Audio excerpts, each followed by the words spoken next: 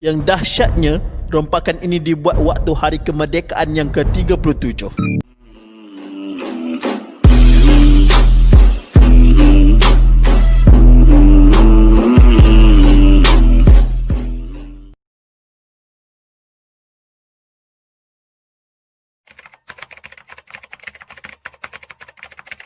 Semuanya bermula pada 31 Ogos 1994 ketika rakyat Malaysia sedang meraihkan hari kemerdekaan ke-37.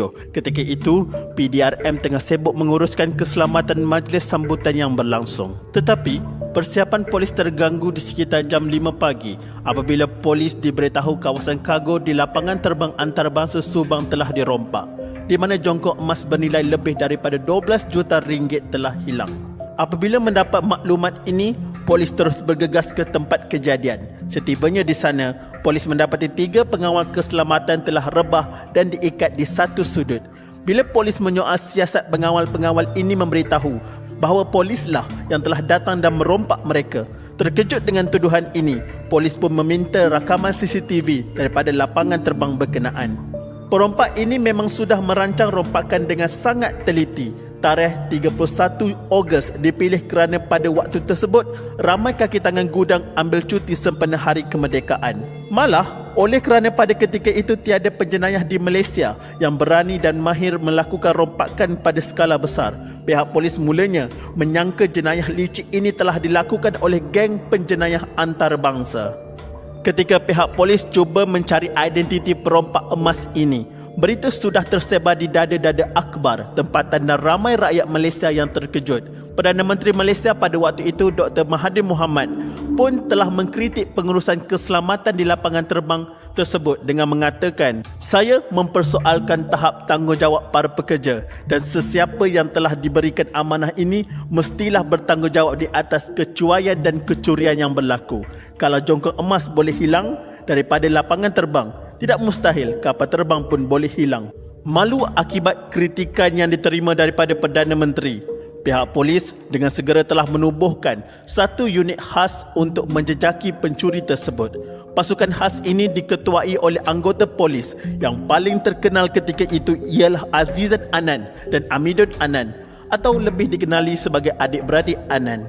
Walaupun pasukan ini dianggotai oleh pegawai polis yang terbaik, mereka masih menghadapi masalah untuk mencari bukti yang mencukupi dan mengenal pasti suspek.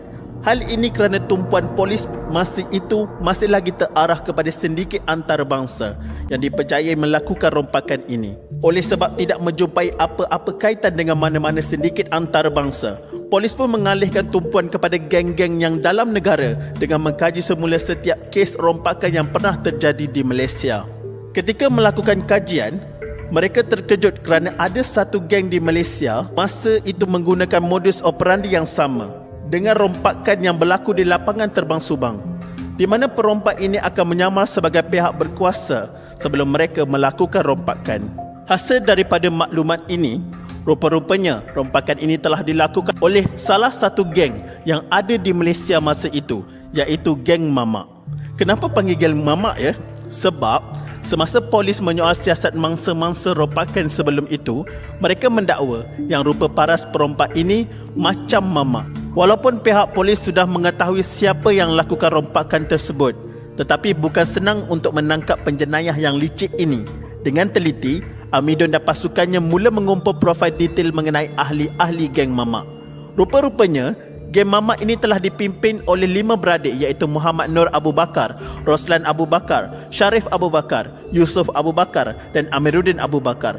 Mereka pada awalnya telah dibesarkan di Kuala Kangsar, Perak oleh ibu bapa yang mempunyai darah campuran di antara Sri Lanka dan Malaysia. Walaupun ibu bapa mereka ini peniaga, tetapi kedua-duanya agak berkira dengan anak-anak sampaikan pada satu tahap adik-beradik ini sanggup mencuri di sekitar kawasan kampung bagi memenuhi keinginan mereka.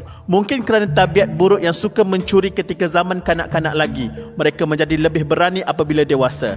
Dari memecah rumah dan kedai, mereka beralih pula pada jenayah yang lebih besar dengan kemuncaknya merompak jongkok emas yang bernilai 12 juta dari gedung simpanan lapangan terbang.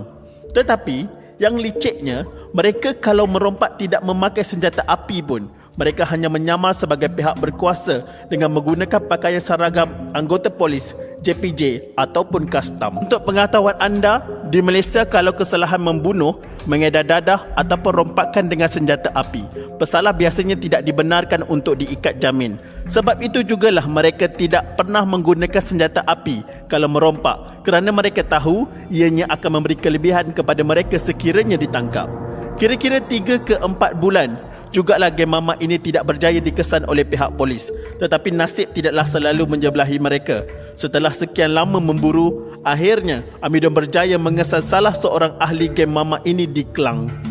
Amidon yang dalam keadaan undercover masa itu mula mengejar kereta yang dipandu oleh penjenayah dengan menggunakan keretanya sendiri. Tetapi malangnya, penjenayah pada masa itu pakai kereta sport lagi laju dari kereta yang Amidon pakai. Sepandai-pandai tupai melompat, akhirnya jatuh ke tanah juga. Begitulah nasib salah seorang ketua kumpulan geng mamak, iaitu Roslan, apabila dia berjaya ditangkap oleh pihak berkuasa.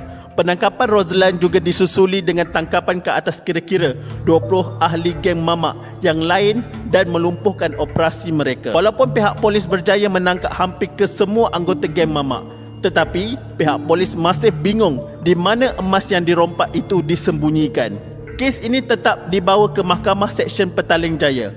Walaupun mastermind kumpulan ini, Sharif Abu Bakar, masih lagi bebas dan gagal dikesan. Ketika pihak pendakwa raya menyediakan kes mereka, geng mamak membuat satu lagi percubaan untuk melepaskan diri dari tuduhan jenayah dengan mengupah salah seorang peguam yang terkenal di Malaysia, Datuk Kumarendran. Datuk Kumarendran berjaya meyakinkan hakim dengan mendakwa pihak pendakwa mempunyai bukti yang lemah.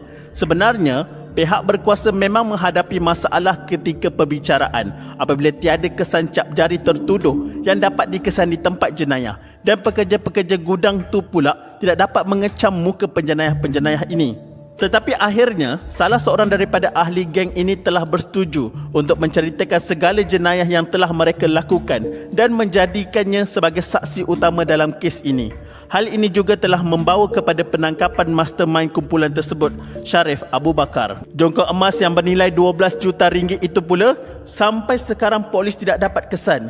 Menurut keterangan ketika perbicaraan berlangsung, emas-emas ini sebenarnya telah dileburkan sebelum ia dijual bagi menghilangkan kod keselamatan yang ada pada setiap jongkong tersebut. Ketika perbicaraan sedang hangat berlangsung, geng mamak telah berjaya mengelirukan pendakwa raya di mahkamah.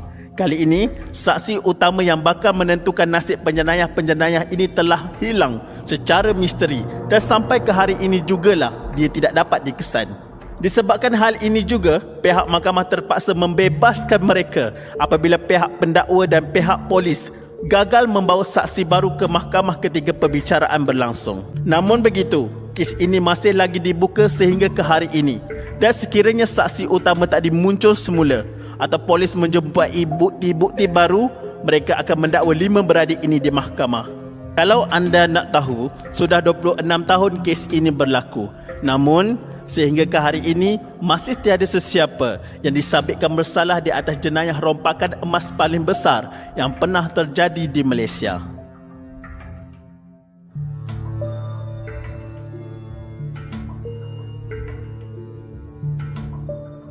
Sekian, terima kasih.